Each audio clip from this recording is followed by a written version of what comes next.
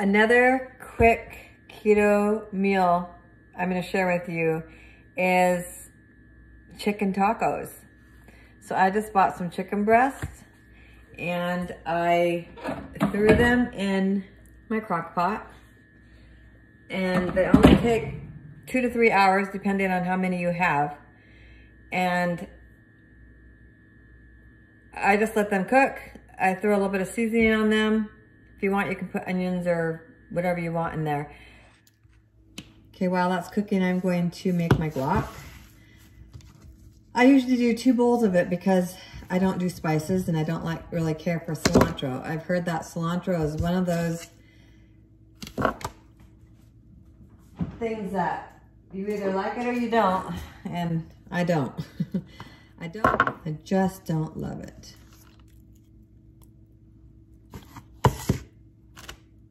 Let's see, here's a good scoop of that.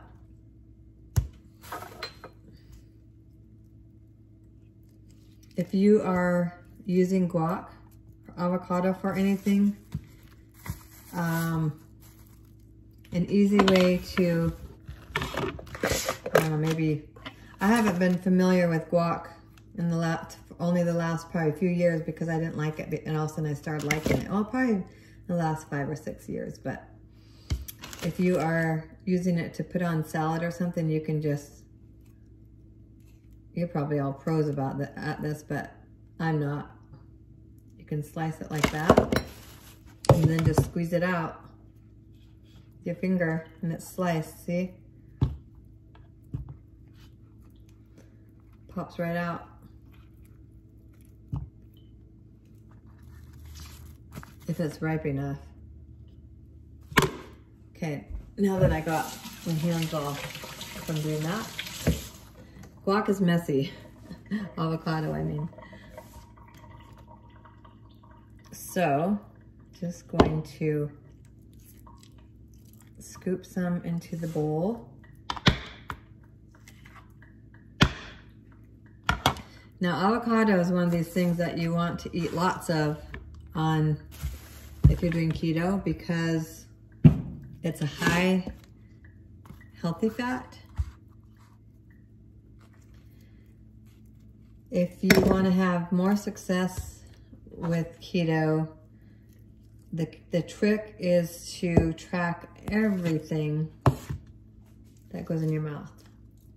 You can do it on a keto diet app. The Carb Manager app is great because there is a keto app too that we've used, but I like the Carb Manager one better because you can scan stuff on the other one to put in, you know, to log what you're eating or whatever, but it doesn't seem to, and maybe if you had a premium, I just have the free version. No, actually I paid for it. It was $29.99 for the year, I think. And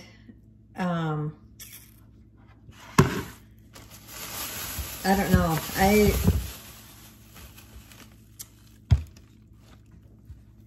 haven't been that impressed with the keto one. I like the Carb Manager better because you can scan what you're eating, or if you're even shopping and you're wondering about like how many carbs something is, or if you're questioning if something's keto, you can scan it and it will tell you, it'll grade it. So it will tell you, you know what, there's A, B, C, D, F, just like in school grades, and it will tell you what grade the product is. And if you want to, you know, don't want to monkey with like typing things in, you can scan and save it and put it in that way. Like say if you're scanning your breakfast, lunch, or dinner, or snack, or whatever, you can do it that way as well.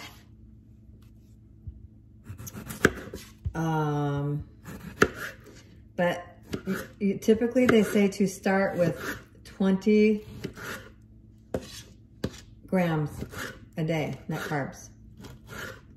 Guys should be more because they're bigger built and usually tall, and you go by weight, height, and all that. So a lot of times you go by you know, if you fill out all the information in the thing, and if it gives you less than, if your goal to lose, you know, more weight, if your goal is to lose less weight, I mean more weight, sorry, then it might give you less net carbs. But I would say typically, especially to start, the average is 20 net carbs, and you will feel like, especially just starting, if you're new to keto, if it's anything less than 20 net carbs, you're going to be, if you're anything like me, I was hungry all the time, even at 20. And until your body gets fat adapted, if you're wondering how net carbs are, how they work, the macros, you can look at the package of whatever you're wondering how many net carbs it is. And you look at the carbs, and if there's fiber, you can deduct up to 5 grams of fiber. If there's no fiber, you can't deduct anything. So the higher the carbs are, the worse it is for you as far as keto-wise.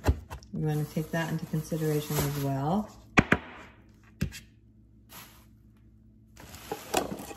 Just going to add some of these to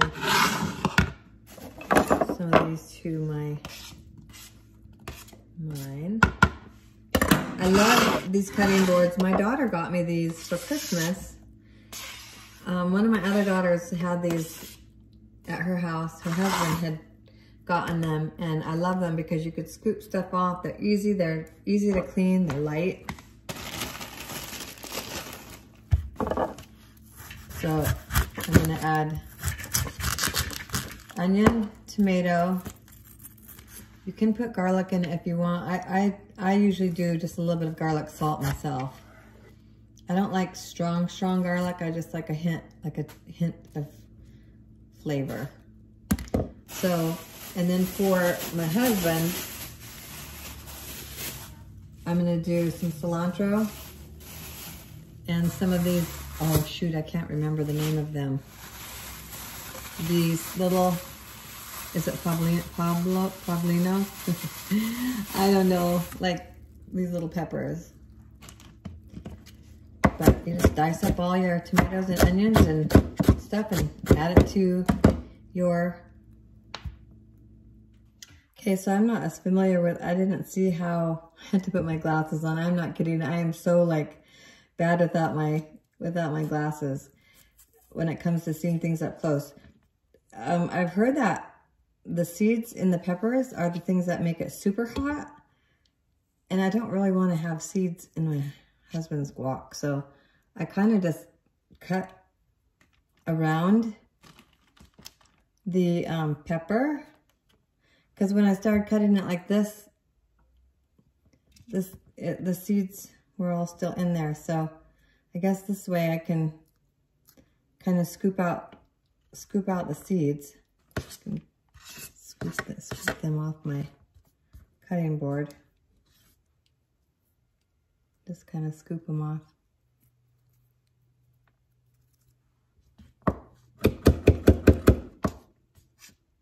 Okay, so I got the cilantro and onions and peppers all chopped up. I'm going to add half of my onions to my husband's batch and the cilantro and the peppers. They must be spicy because, or I don't know, because usually my eyes water when I cut onions, but not my nose. My nose doesn't sniffle, so this must be hot. But this is what it looks like. I guess I should have mashed it all up first, but it's usually what I do. But I guess I'm gonna just chop these up a little bit more. My husband loves raw onions more than I do, so, and I feel like if they're chopped up finer, I don't mind them as much. So I'm I'm going to chop mine up just a little bit more. Let me see here. I think it's fine. So all these has more peppers and cilantro. I'm going to add those to his. Here is his with the avocado, onions, tomato, peppers and cilantro, and mine with the avocado, tomatoes, and onions. A masher. Just gonna mash this.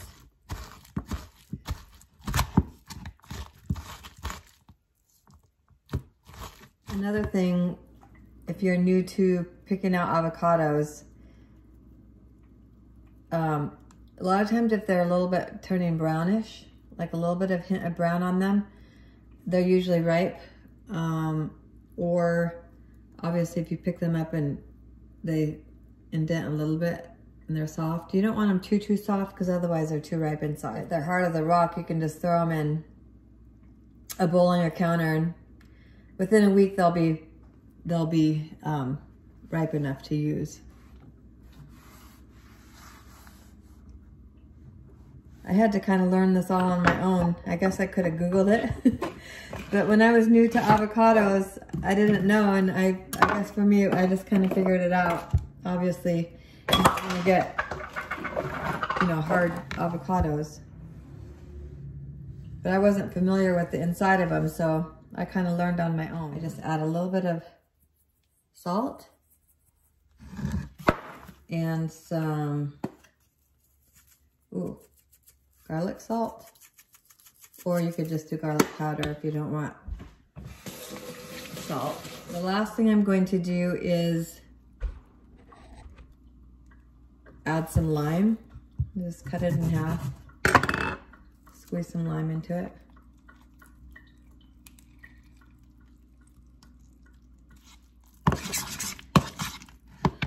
Okay, so I still have like another hour or something before we are going to eat.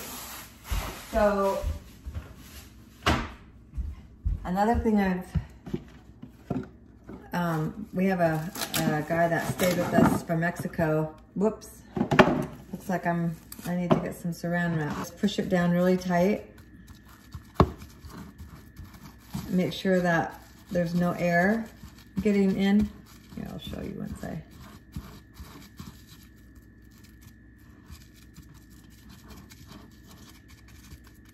This, it helps it stay green. You learn something new every day. So I'm going to check my chicken. My handle gets really hot, so. Look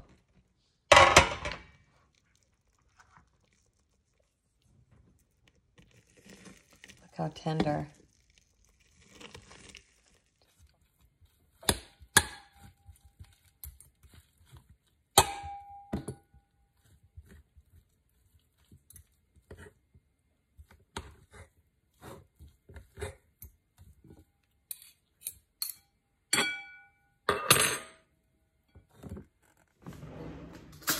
I just pulled the plastic off my guacamole and see how nice and green it still is.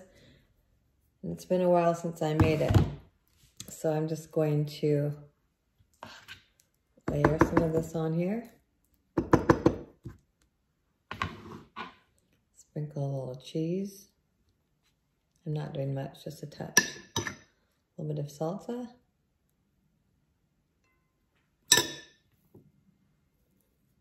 Some of the whole chicken.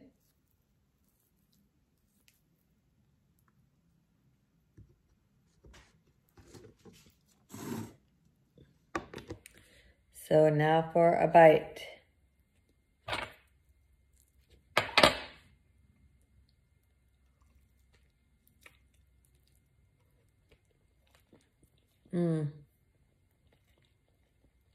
So good. These are nice and soft. The chicken is tender. The guac adds so much flavor. And these are the tortillas I use on keto.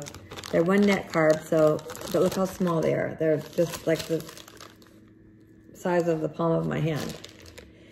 I buy these on Amazon. They're Mr. Tortilla. They have bigger ones now. I haven't ordered any of the bigger ones yet because I have a bunch of these to use. Perfect easy peasy meal.